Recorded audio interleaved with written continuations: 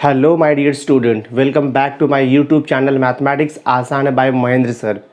तो आज हम कंटिन्यू कर रहे हैं 12th कॉमर्स मैथमेटिक्स पेपर 2 का chapter number 8 that is probability distribution का मिसलेनियस एक्सरसाइज। तो इसके पहले के वीडियो लेक्चर्स तक हमने मिसलेनियस एक्सरसाइज का जो पार्ट 1 था उसमें टोटल 17 क्वेश्चन थे और हमने ऑल 17 क्वेश्चन सॉल्व कर दिया था। सो आई होप आपने ये ऑल 17 क्वेश्चन प्रैक्टिस किया होगा।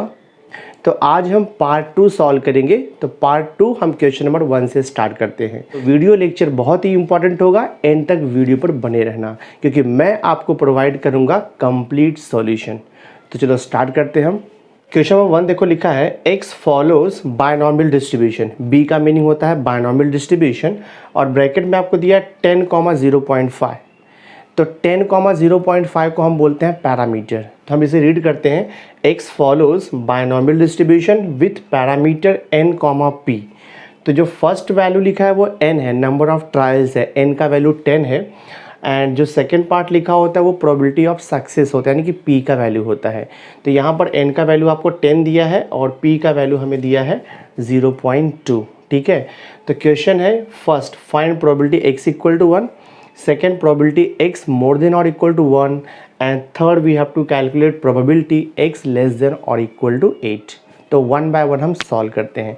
तो मैं स्टार्ट करता हूँ गिवन थिंग से। आपको मालूम है फॉर अ बायनॉमियल डिस्ट्रीब्यूशन, देखो यहाँ पे for a binomial distribution, for a binomial distribution we will write for a binomial distribution x follows binomial with parameter हम n, p लेते हैं। अपने केस में क्या दिया है, x follows binomial with parameter 10,0.2 है। तो अगर आप कंपेयर करोगे तो आपको n का वैल्यू कितना मिलेगा 10 एंड p मतलब होता है प्रोबेबिलिटी ऑफ सक्सेस, आपको मिलेगा 0.2।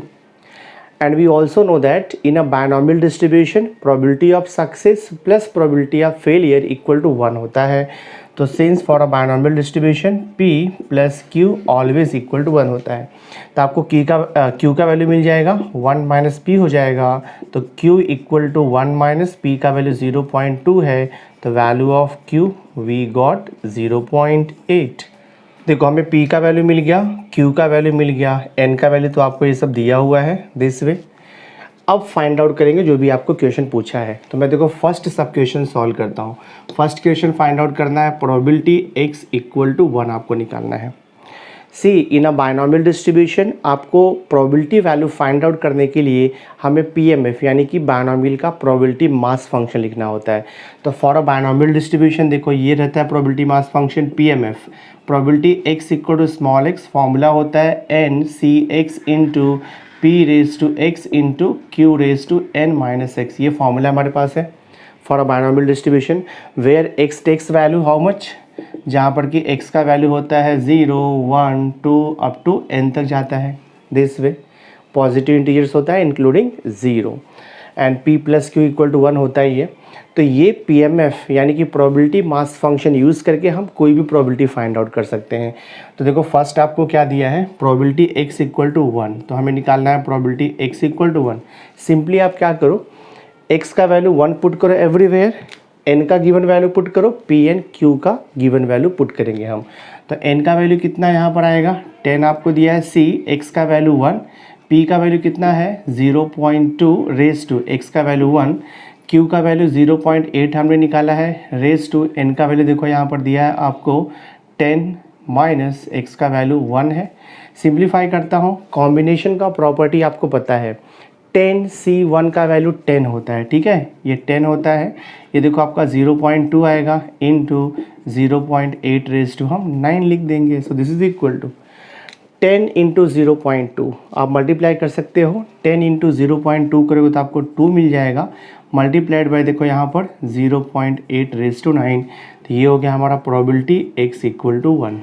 नाउ सी, इसको और ज़्यादा हम सिंप्लीफाई नहीं करेंगे बिकॉज अगर आप और ज़्यादा सिंप्लीफाई करोगे तो 0.8 raise to 9 that means 0.8 into 0.8 आपको 9 टाइम्स मल्टीप्लाई करने आपको 9 टाइम्स मल्टीप्लाई करना पड़ेगा, which is very difficult and complicated. तो अगर आपने एग्ज़ाम में यहाँ तक आंसर लिखा तो भी ये करेक्ट है। तो देखो हमने फर्स्ट सब क्वेश्चन जो है सॉल्व कर दिया है, ठीक है। अब हम सॉल्व करते हैं, देखो यहाँ पे सेकंड सब क्वेश्चन। सेकंड सब क्वेश्चन हमें पूछ रहा है probability x greater than or equal to 1, ठीक है। Always remember probability x greater than or equal to 1 हम डायरेक्ट फाइंड आउट नहीं कर सकते, क्योंकि x का लास्ट वैल्यू क्या हो हमें पता नहीं है, इनफाइनाइट वैल्यू भी हो सकता है।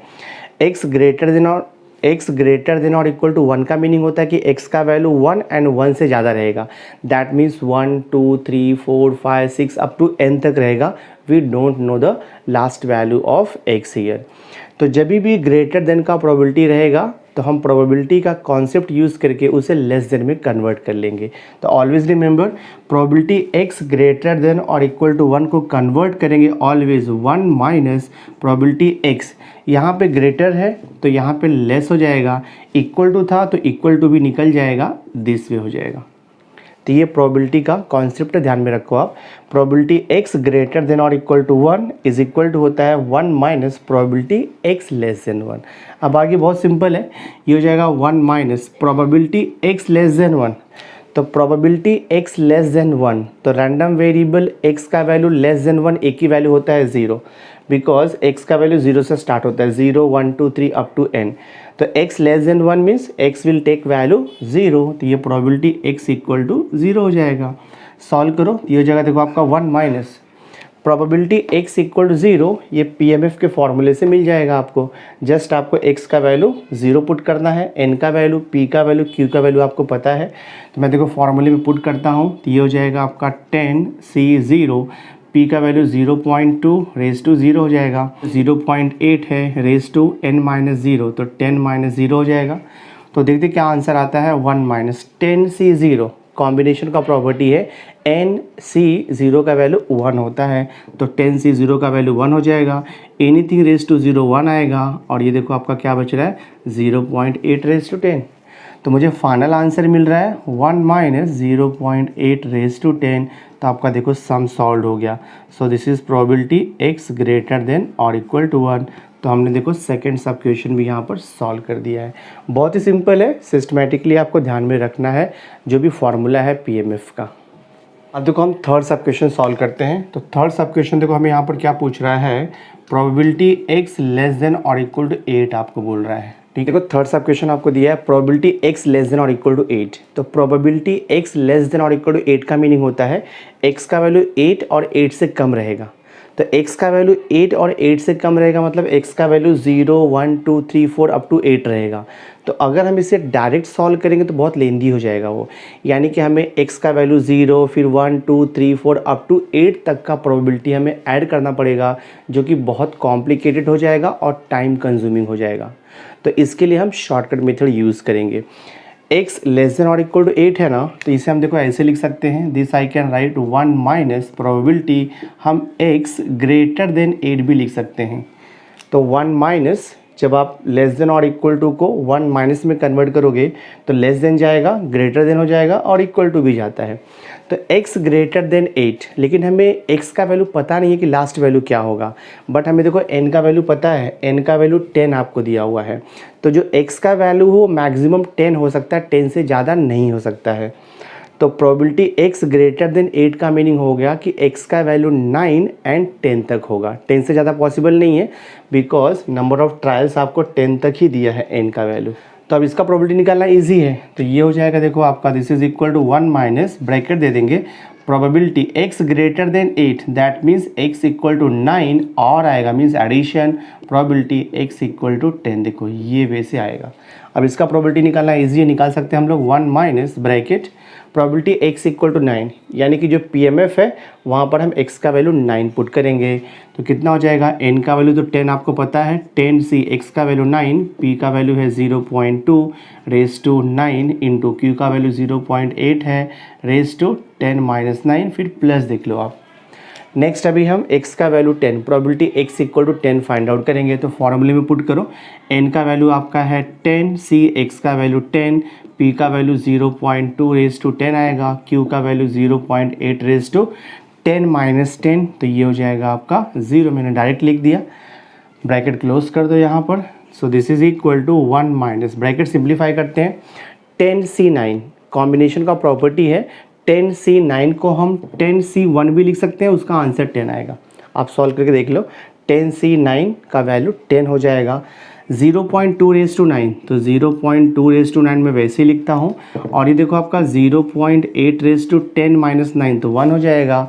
देन यहाँ पर देखो प्लस है 10C10 कॉम्बिनेशन का प्रॉपर्टी, 10C10 का वैल्यू होता है 1, तो ये 1 हो जाएगा आपका, इंटू देखो 0.2⁻10 इंटू ये 0.8⁻0। फर्दर हम इसे सिंप्लीफाई करते हैं, तो ये हो जाएगा 1 माइनस ब्रैकेट 10 इंटू 0.8, देखो 10 इंटू 0.8 करोगे तो 8 हो जाएगा वो, यानी कि मैं यहाँ पे 8 लिख देता हूँ, इंटू 0.2 देखो 9 रहेगा ये, प्लस 0.2 देखो यहाँ पे 10 है, इंटू 0.8 एनीथिंग रेज टू 0 तो 1 होता है, तो ये देखो आपका हो जाएगा इंटू 1, ठीक है। So this is equal to 1 minus, हम ट्राई करते हैं यहाँ पे कुछ कॉमन लेने का, 0.2⁹9 है, और यहाँ पर देखो आपको दिया है 0.2⁹9 है, और सेकेंड टर्म में 0.2⁻10 है, तो मैं 0.2⁹9 दोनों भी टर्म्स में से कॉमन ले लेता हूँ। तो अगर हम 0.2⁹9 को कॉमन लेंगे तो ब्रैकेट में क्या बचेगा हमारा, यहाँ पर 8 बचेगा, प्लस 0.2⁻10, तो 0.2⁹9 कॉमन गया है, तो यहाँ पर एक आपका 0.2 बच रहा है, देखो। So this is equal to हो जाएगा आपका 1 माइनस 0.2⁹9, और 8 प्लस 0.2, तो हमें कितना मिल जाएगा, ये 8.2। तो ये देखो आपका फाइनल आंसर है, सम सॉल्व हो गया, this is the final answer. So probability x less then or equal to 8, value क्या मिला, 1 माइनस 0.2⁹9 इंटू 8.2, ये फाइनल आंसर है।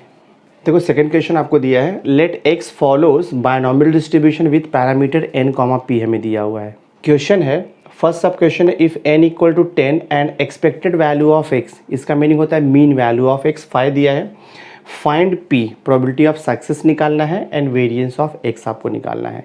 तो जो हमें गिवन है वहाँ से ही हमें आंसर मिलता है। तो देखो यहाँ पे क्वेश्चन में आपको दिया है, since x follows binomial distribution with parameter n, p, और फर्स्ट केस में देखो हमें n का वैल्यू 10 दिया हुआ है, and expected value of x हमें दिया हुआ है कितना, 5।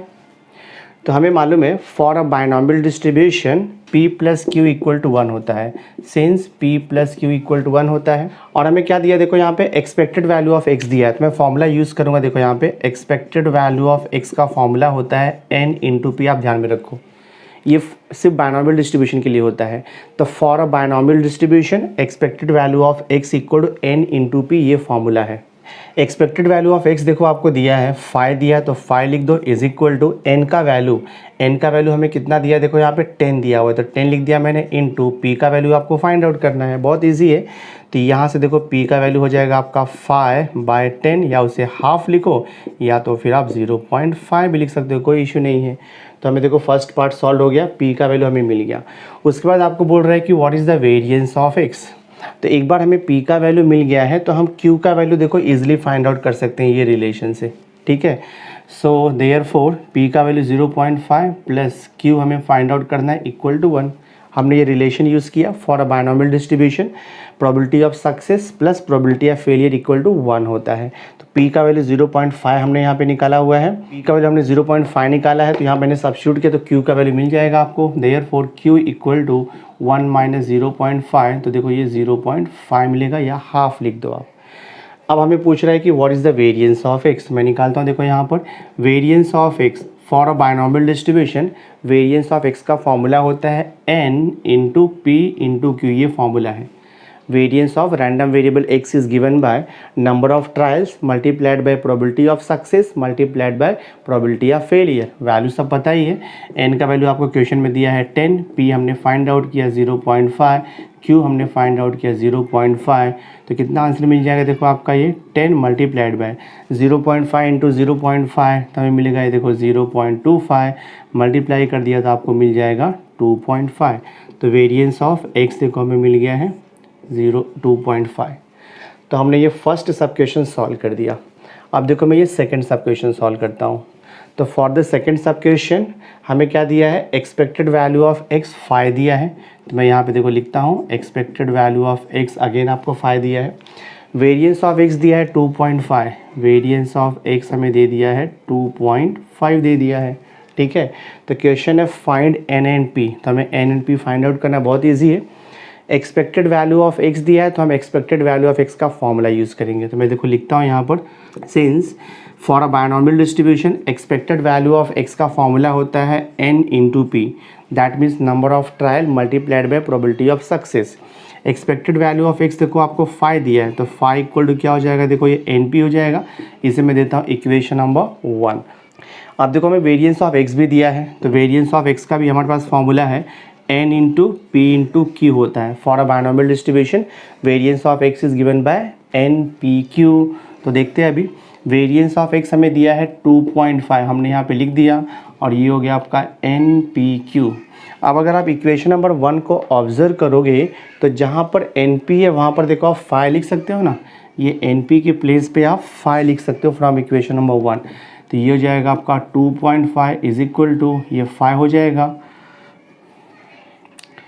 5 इंटू देखो ये Q रहेगा, जस्ट मैंने NP का वैल्यू सब्स्टिट्यूट किया फ्रॉम इक्वेशन नंबर 1।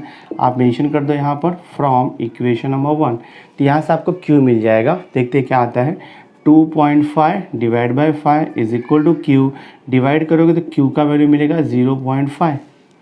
Q का वैल्यू 0.5 आ गया तो P का वैल्यू भी आपको मिल जाएगा, ठीक है। P का वैल्यू कितना हो जाएगा, since P plus Q equal to 1 होता है, तो P प्लस Q का वैल्यू 0.5 इक्वल टू 1, तो P इक्वल टू 1 माइनस 0.5, तो आपको देखो 0.5 मिल जाएगा। प्रोबेबिलिटी ऑफ सक्सेस 0.5 मिल जाएगा। क्वेश्चन क्या पूछा था आपको, फाइंड n एंड p, तो p तो हमें मिल गया, अब जस्ट हमें n फाइंड आउट करना है। तो n फाइंड आउट करने के लिए इक्वेशन 1 यूज़ कर दो। तो मैं यहाँ पे लिखता हूँ देयरफॉर फ्रॉम इक्वेशन नंबर 1। तो इक्वेशन नंबर 1 में ये 5 देखो as it is equal to n आपको फाइंड आउट करना है, तो n multiplied by p, probability of success निकाला हमने 0.5। तो ये हो जाएगा आपका 5 divide by 0.5 is equal to n। अभी हमें सॉल्व करना है तो कितना आ जाएगा, ये डेसिमल निकालने के लिए मैं 10 से मल्टीप्लाई डिवाइड करूँगा, तो ये हो जाएगा आपका देखो 50, ये 5 हो जाएगा इक्वल टू n, तो n का वैल्यू कितना हो जाएगा 10। तो देखो हमारा सम सॉल्व हो गया। तो क्वेश्चन नंबर 2 का first and second both the sub question हमने सॉल्व कर दिया है। बहुत इजी है और एग्जामिनेशन पॉइंट ऑफ व्यू बहुत इंपॉर्टेंट भी रहता है। ये टाइप का क्वेश्चन 3 मार्क्स या फिर 2 मार्क्स के लिए बोर्ड एग्जाम में पूछते हैं। क्वेश्चन नंबर 3 आपको दिया है, if a fair coin is tossed 4 times find the probability that it shows 3 heads, आपको बोल रहा है।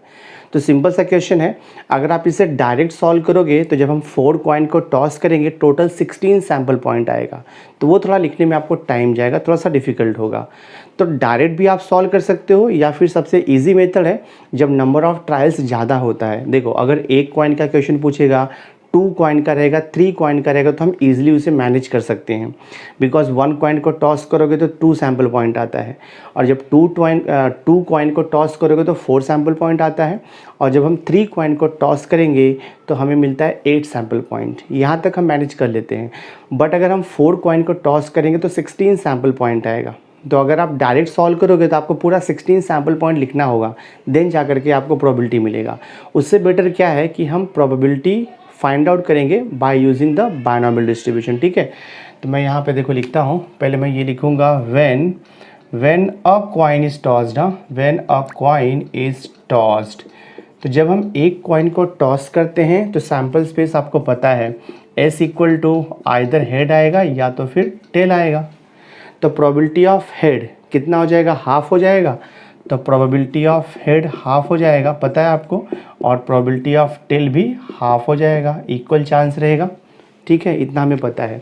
अब जो क्वेश्चन पूछा है उसे हम रैंडम वेरिएबल x अज्यूम कर लेंगे। क्वेश्चन क्या पूछ रहा है, find the probability that it shows 3 heads. तो मैं यहाँ पे लूँगा, तो मैं यहाँ पे लेता हूँ let x equal to number of heads, let x equal to number of heads obtained, let x equal to number of heads obtained when a coin is tossed, when a coin is tossed, तो x equal to number of heads obtained when a coin is tossed. हमें यहाँ पे probability of success और probability of failure आपको define करना है।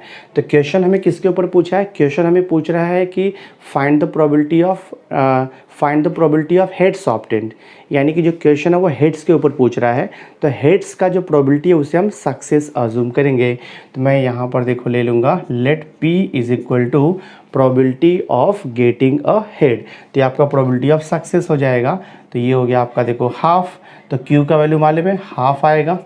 Probability of success and probability of failure same होता है in case of a coin, ठीक है। तो p का वैल्यू हाफ हो गया, q का वैल्यू हाफ हो गया है। आफ्टर दैट इसके बाद हम लोग जो है बाइनोमियल, हाँ अब देखो क्वेश्चन में क्या दिया है, a fair coin is tossed 4 times, यानी कि एक्सपेरिमेंट को 4 टाइम्स परफॉर्म कर रहे हैं। तो नंबर ऑफ ट्रायल्स यानी कि n का वैल्यू आपको कितना दे दिया है, यहाँ पर n का वैल्यू आपको दे दिया है देखो 4 आपको दिया है, ठीक है। अब हम देखो यहाँ पे बाइनोमियल डिस्ट्रीब्यूशन यूज़ कर सकते हैं। तो आप यहाँ पर लिखोगे therefore x follows binomial distribution with parameter n, p होता है। तो ये हो जाएगा x follows binomial distribution, n का वैल्यू कितना है देखो 4 टाइम और p का वैल्यू हमें दिया है half, probability of success. Therefore मैं यहाँ पे लिखूँगा PMF, therefore PMF of x, हाँ therefore PMF of x is given by, formula आपको पता है PMF होता है probability capital X equal to small x, formula है NCX into P raise to x into देखो यहाँ पर Q raise to n minus x, ये फार्मूला है। हमें क्वेश्चन में क्या पूछ रहा है कि find the probability of getting 3 heads. तो हमें यहाँ पर फाइंड आउट करना है probability x equal to 3 heads, because हमने रैंडम वेरिएबल x को जो है हेड्स अज्यूम किया हुआ है, गेटिंग नंबर ऑफ हेड्स। तो probability of getting 3 heads equal to value substitute करो, n का वैल्यू 4 है तो 4 पुट करेंगे, x का वैल्यू देखो 3 है, p हमने फाइंड आउट किया है half raise to x means 3, q का वैल्यू भी हाफ है raise to n minus x यानी कि 4 माइनस 3 हो जाएगा। देखते सोल्यूशन क्या आता है 4c3, तो 4c3 आपको सॉल्व करने आता ही है। 4c3 को हम 4 इंटू 3 इंटू 2 लिख सकते हैं और ये 3 को हम 3 इंटू 2 इंटू 1 लिख देंगे। इंटू देखो ये half raise to 3 multiplied by यहाँ पर देखो हाफ रेज टू 4 माइनस 3 1 हो जाएगा। कैंसिलेशन करो 3 2 1 3 2 कैंसिल, तो यहाँ पर क्या बच रहा है देखो आपका 4 और यहाँ पर हाफ रेज टू 3 है और वहाँ पर हाफ रेज टू 1 है, तो अगेन देखो यहाँ पर आपका हाफ रेज टू 4 हो जाएगा। So this is equal to 4 upon 2 raise to 4, 2 raise to 4 means 2 into 2 into 2 4 times, तो आपको कितना मिल जाएगा ये 16, तो कैंसिलेशन करो 1/4 आंसर आएगा। So therefore probability x equal to 3 कितना आ गया आपका 1/4, या इसे आप 0.25 भी लिख सकते हो, आपके ऊपर है डेसिमल में रखना है या फिर उसे फ्रैक्शन में रखना है, ठीक है। तो ये हमारा फाइनल आंसर हो गया। तो क्या लिखोगे आप statement, therefore probability of getting 3 heads is equal to 0.25 और 1/4, तो ये सम सॉल्व हो गया।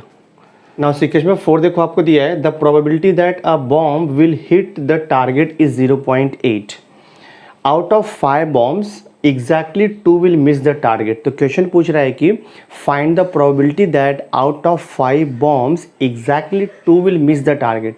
हमें जो क्वेश्चन दिया है उसमें probability of hitting the target दिया है, probability of hitting the target कितना है 0.8, बट हमें फाइंड आउट करना है probability of missing the target निकालना है। तो जो हमें फाइंड आउट करना होता है उसका हम प्रोबेबिलिटी ऑफ सक्सेस लेते हैं। तो यहाँ पे प्रोबेबिलिटी ऑफ सक्सेस क्या हो जाएगा, मिसिंग द टारगेट, ठीक है।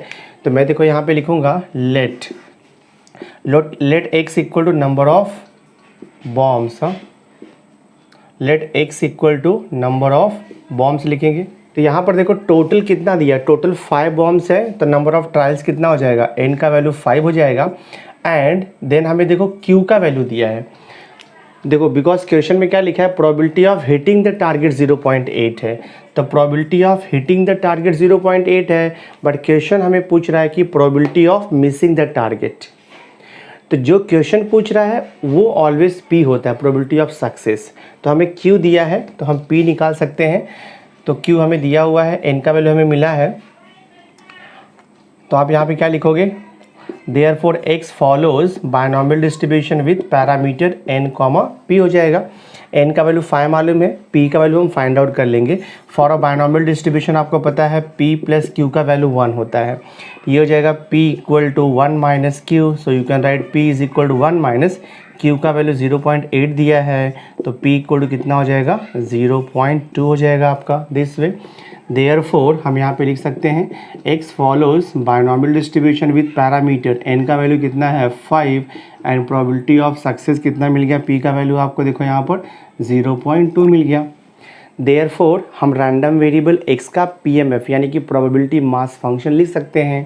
तो मैं यहाँ पे लिखूँगा therefore PMF of x is given by PMF of x is given by, formula आपको मालूम है, probability capital X equal to small x equal to होता है NCx into P raise to x into लिखेंगे हम Q raise to n minus x, ये formula है।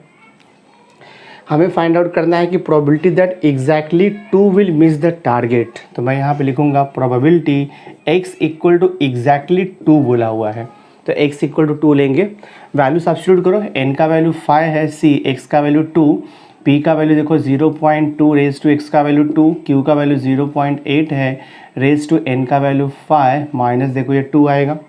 Simplify करते हैं हम, 5c2 पता है कैसे निकालना है आपको, 5 इंटू 4 डिवाइड बाई देखो यहाँ पर 2 इंटू 1, और ये 0.2 रेज टू 2 मैं ऐसे लिखता हूँ इंटू देखो ये 0.8 रेज टू 3 हो जाएगा।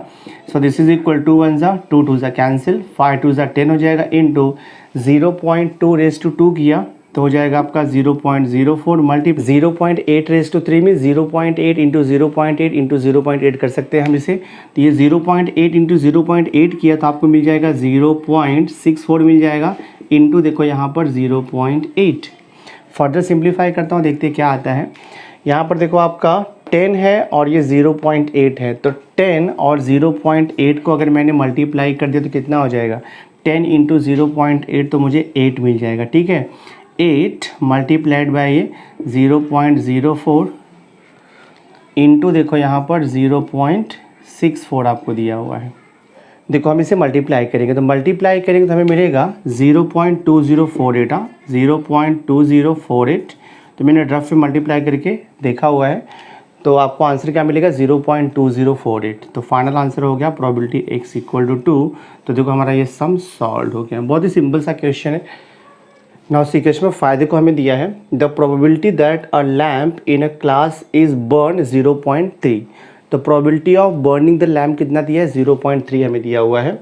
3 lamps are fitted in a classroom, ठीक है, the classroom is unusable if the number of the lamps burning in it is less than 2, तो क्लासरूम में टोटल जो है 3 बल्ब है and probability of burning the bulb आपको दिया है 0.3 यहाँ पर दिया हुआ है, ठीक है। तो यहाँ पे क्वेश्चन क्या लिखा हुआ है कि the classroom is unusable if the number of lamp burning is less than 2, यानी कि जब number of bulb less than 2 होगा, लेस देन 2 का मतलब 1 बल्ब या तो फिर 0 बल्ब, दैट मीन्स क्लासरूम में जो नंबर ऑफ बर्निंग लैम्प है वो लेस देन 2 रहेगा, यानी कि 1 रहेगा या तो फिर 0 रहेगा, तो classroom can not B usable, यानी कि हम उसे यूज़ नहीं कर सकते, ठीक है।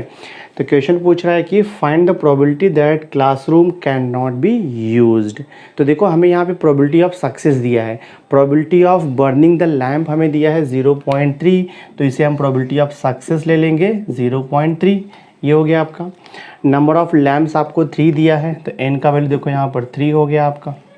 क्वेश्चन क्या पूछ रहा है कि the classroom is unusable if the number of lamp burning in it is less than 2, तो मैं यहाँ पे लूँगा let x equal to number of burning lamp, let x equal to number of burning lamp हम ले लेंगे this way.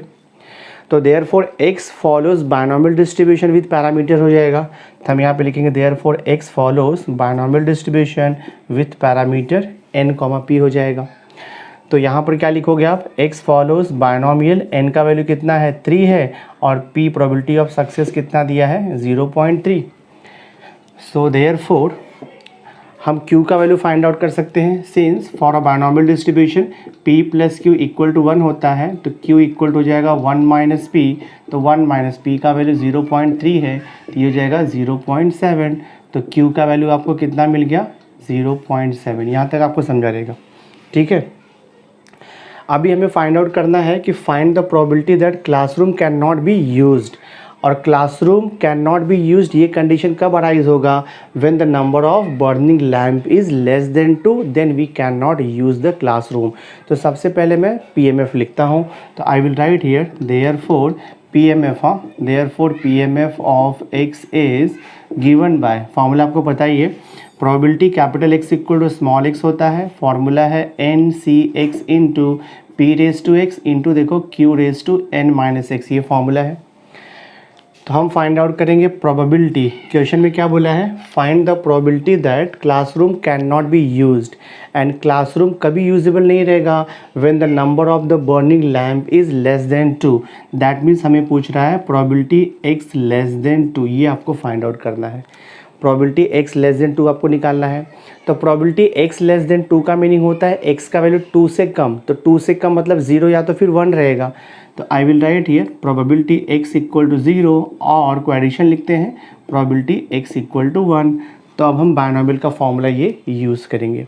तो probability x equal to 0 find out करने के लिए n का वैल्यू आप पुट कर दो जो दिया है आपको। तो probability x equal to 0 find out करेंगे, तो गिवन PMF में x का वैल्यू 0 पुट करो, n का वैल्यू आपको मालूम है ये 3 दिया है, c x का वैल्यू 0, p का वैल्यू कितना है 0.3 रेज टू 0, q का वैल्यू कितना है 0.7 raise to n minus 0, sorry 3 minus 0 हो जाएगा plus. Next find out probability x equal to 1, तो ये हो जाएगा देखो आपका NCX, तो 3C1, p का वैल्यू 0.3 रेज टू 1, q का वैल्यू 0.7 रेज टू देखो 3 माइनस 1 हो जाएगा। सिंप्लीफाई करते हैं हम इसे, so this is equal to 3C0, NC0 1 होता है, कॉम्बिनेशन का प्रॉपर्टी है, मल्टीप्लाइड बाय 0.3 रेज टू 0, ये वैल्यू भी 1 होता है, मल्टीप्लाइड बाय 0.7 रेज टू देखो ये 3 है, प्लस 3C1 का वैल्यू 3 होता है, मल्टीप्लाइड बाय 0.3 रेज टू 1, तो 0.3 आएगा इंटू 0.7 रेज टू 3 माइनस 1, तो 2 हो जाएगा। थोड़ा इजी वे से मैं सॉल्व करता हूँ, दोनों भी टर्म्स में ना देखो मैं कुछ कॉमन लेता हूँ।